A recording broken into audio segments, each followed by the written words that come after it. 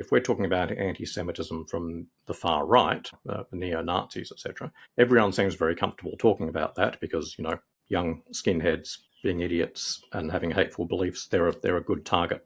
If a good portion of anti-Semitism in Australia is actually stemming from certain elements within Muslim communities, it is exceptionally hard to have an open conversation, evidence-based, reasonable, about the anti-Semitism strains within certain elements of the Muslim community without being accused of Islamophobia. And the trouble with hate speech laws and clamping down on them is that Islamophobia has become a very effective tool, particularly used overseas. We've seen its use in the UK, and again, a term promulgated by certain Muslim activist groups, to almost quash any discussion in the general community about strains of anti-Semitism within Muslim communities, and particularly within a sort of an Islamic worldview that may well hold Jews in general in a particular position and a particular disdain. If we clamp down on hate speech, so-called, it runs the risk of actually making conversations about where does this anti-Semitism exist? What communities does it exist within? Why does it exist in those communities?